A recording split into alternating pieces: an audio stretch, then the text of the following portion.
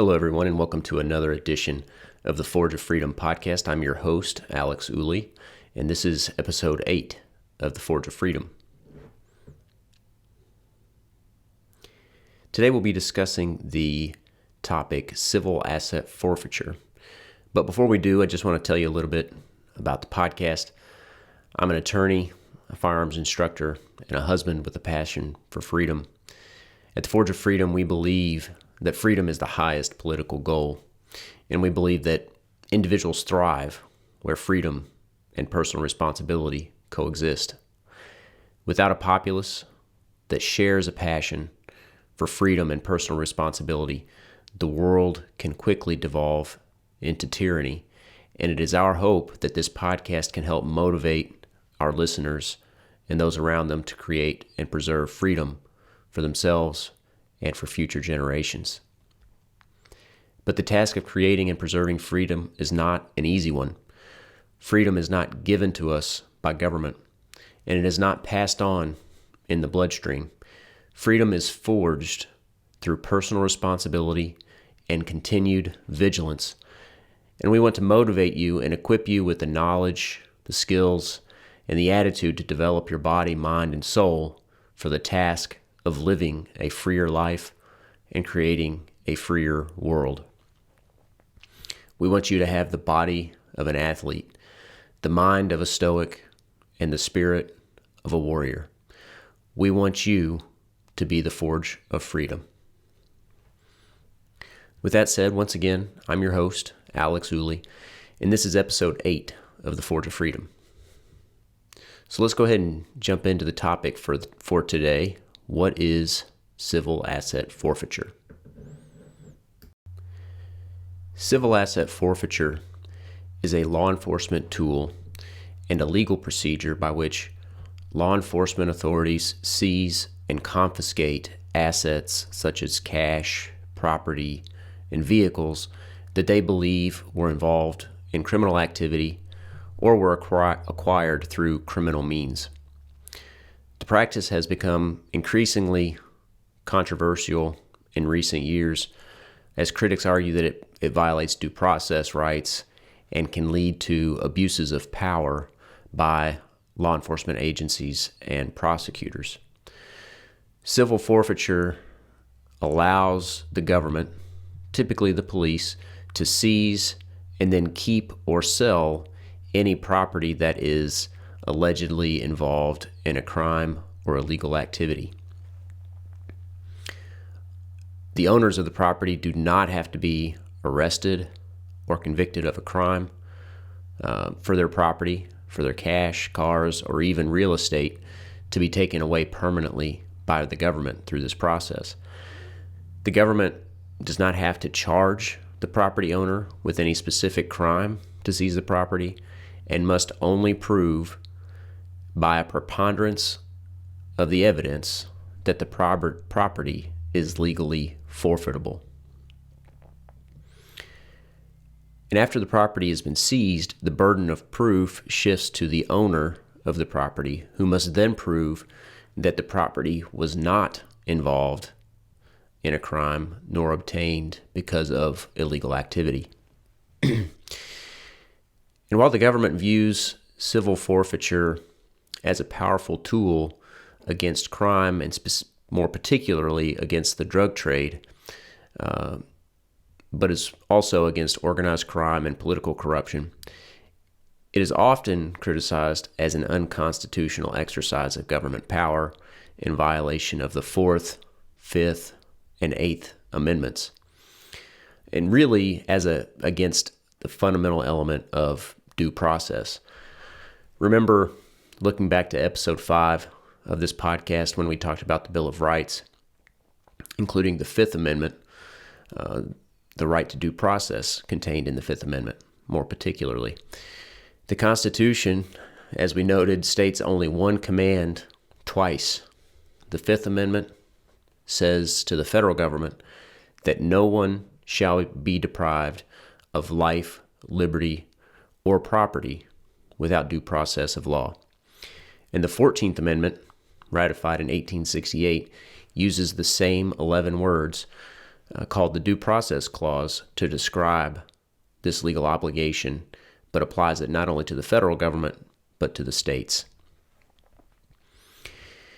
In these words, this Due Process Clause has as its central promise an assurance that all levels of government must operate within the law and provide fair procedures.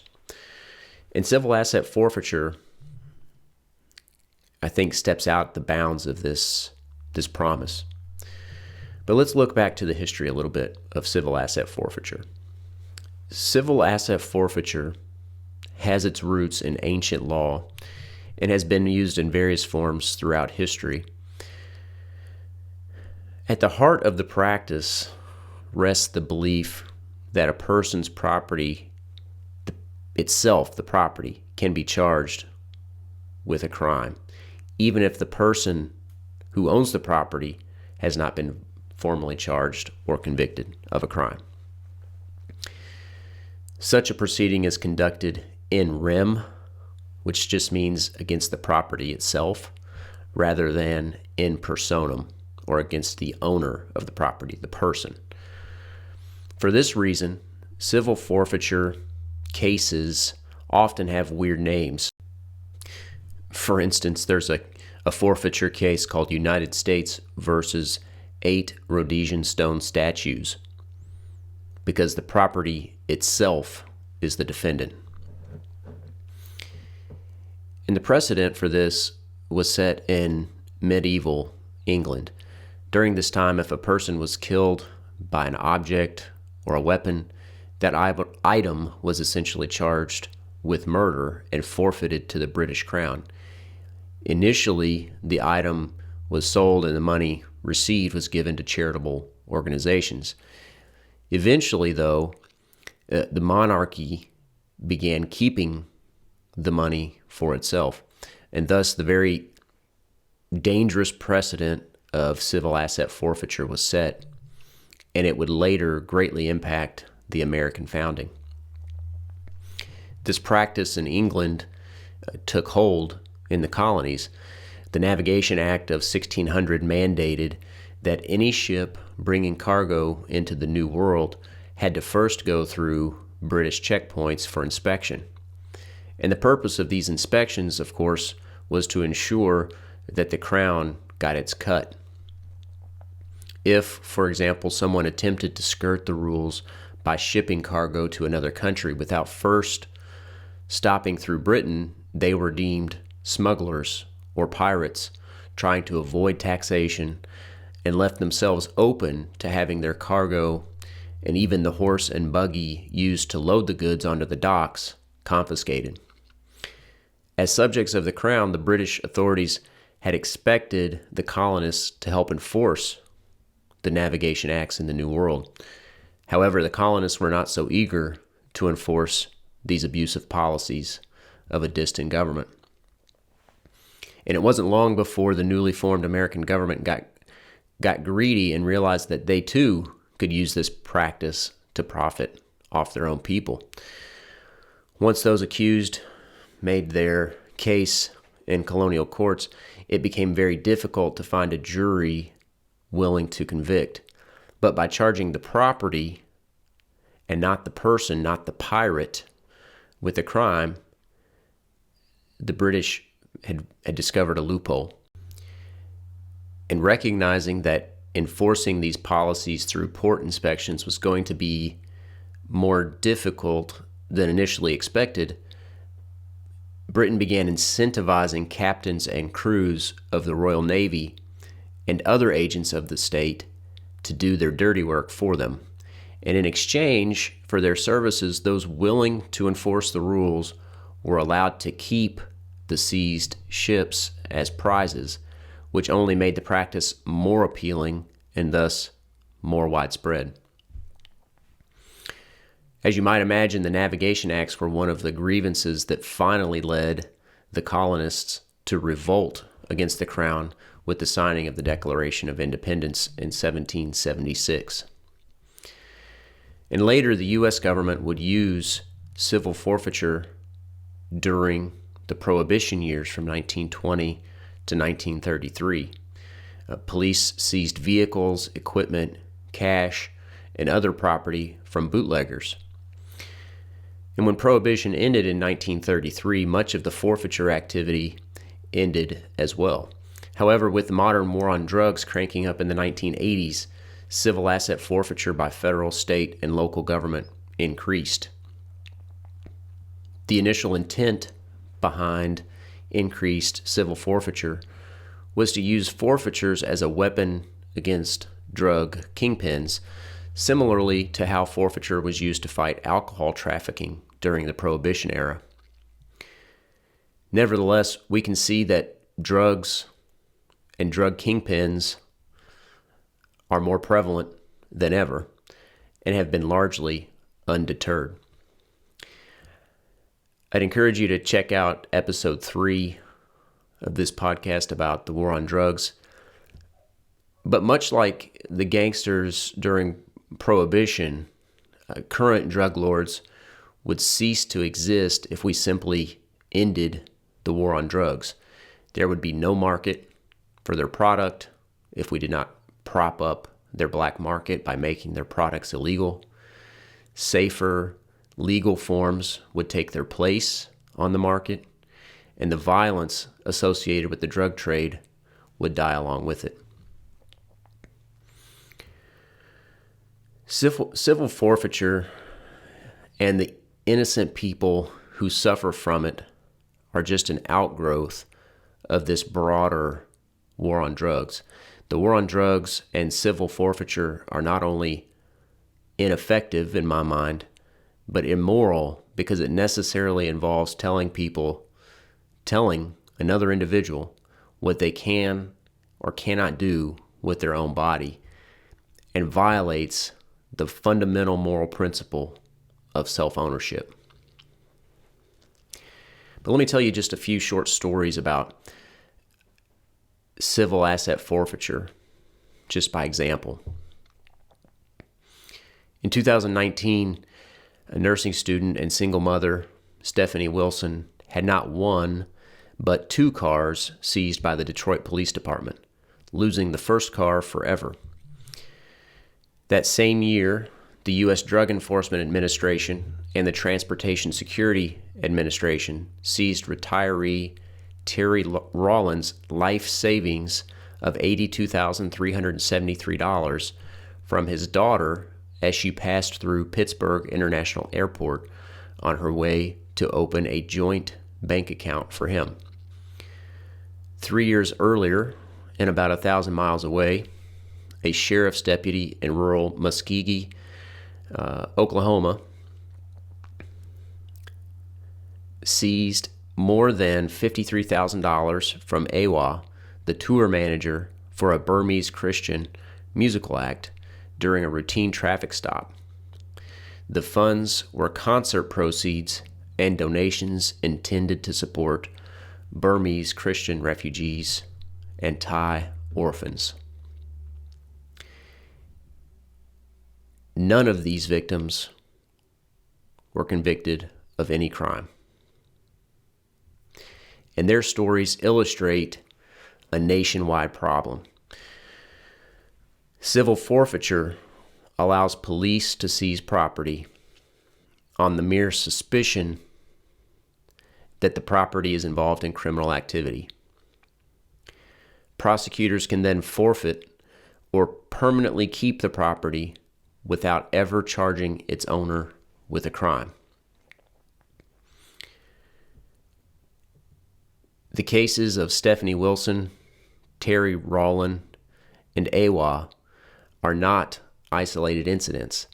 Local, state, and federal agencies use civil forfeiture to collectively forfeit billions of dollars each year.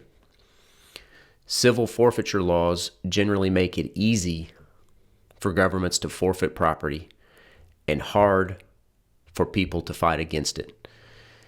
As we mentioned earlier, the laws typically set low standards of proof, which is the evidentiary burden prosecutors must meet to connect the property to a crime, and then provide weak protections for the innocent owners of the property who is caught up in the forfeiture process but who has done nothing wrong.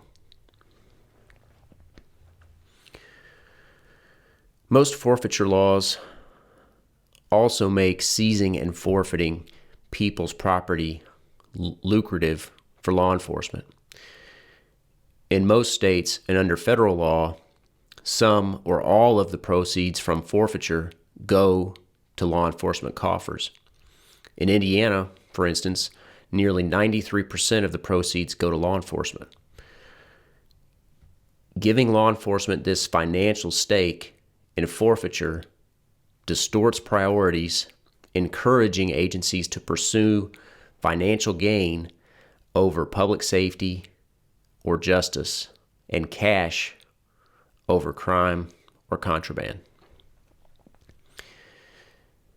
Together, this combination, the ease of civil forfeiture, along with the proceeds from its use, incentivizes its use and abuse nationwide, capturing many innocent victims in its net. And despite the billions generated, the data collected by the Institute for Justice indicates that the typical individual cash forfeiture is relatively small, only a few hundred or a few $1,000s. This suggests, aside from a few high-profile cases, that forfeiture often does not target drug kingpins or big-time financial fraudsters. Rather, it targets small individual targets. More than that, the data shows that while it often makes little economic sense for property owners to fight, the cost of hiring an attorney, a virtual necessity in navigating the complex civil forfeiture process, where there is generally no right to counsel, often outweighs the value of the seized property. This is why Stephanie Wilson, whose car was seized by the Detroit Police Department, abandoned her first car. And still, many small forfeitures such as hers can make a great deal of economic sense for law enforcement. In just 2 years, the Wayne County, Michigan forfeiture program that claimed Stephanie's car generated $1.2 million in revenue from 2,600 cars.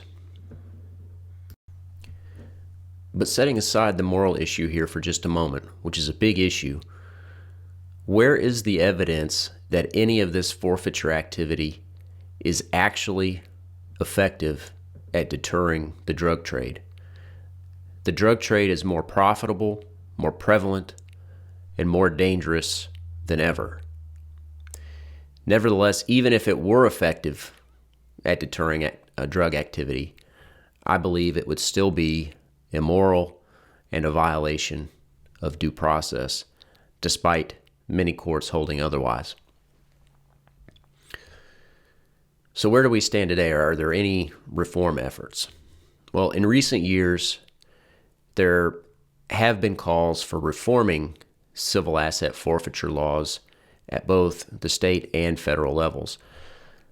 Some proposed reforms include raising the standard of proof required to seize assets, requiring a criminal conviction before assets can be forfeited, and directing forfeiture proceeds to a neutral third party rather than law enforcement agencies. Some states have already implemented reforms, while others continue to use civil asset forfeiture with few restrictions. So without a doubt, civil asset forfeiture remains a controversial practice and a huge problem to this day, with supporters arguing, of course, that it is a necessary tool for fighting crime, and opponents, on the other hand, arguing that it violates fundamental rights and leads to abuses of power. And based on what you've heard from me today, undoubtedly, I think you know where I come down on this issue. civil forfeiture threatens not only property rights, but also due process rights or individual rights. Indeed, in 2017, a U.S. Supreme Court Justice Clarence Thomas questioned whether modern civil forfeiture laws, quote, can be squared with the Due Process Clause and our nation's history, end quote. It is often said that if you want to find out what a person's motives are, you should follow the money. The wisdom in this statement can be directly applied to this situation. Whether we are looking at the British monarchy or the American government, civil asset forfeiture has been used to fund the state's existence. The modern form of civil asset forfeiture is just the reincarnation of the Crown of England taking part in the loot of pirates. Why would the government want to stop pirates or drug smugglers by ending the war on drugs when they can simply profit from their activity? Thankfully, in addition to many reform victories that have occurred at the state level, the relatively recent 2019 Supreme Court ruling in Timbs versus Indiana, a case that tested the constitutionality of civil asset forfeiture, dealt a huge blow to this legal tool so beloved and used by many in law enforcement. In the ruling delivered by Ruth Bader Ginsburg, the highest court in the land unanimously agreed that the Eighth Amendment's excessive fines clause applied to the states. For now, that's where we'll leave our discussion of civil asset forfeiture. I hope you learned a little bit from this discussion, and if you're interested in more, I'll include some useful links in the show notes. Thank you for tuning in, and if you enjoyed the show, don't forget to like and subscribe. I look forward to talking with you again next week when we will be discussing the Second Amendment and the right to keep and bear arms. Until then, remember, you are the forge of freedom.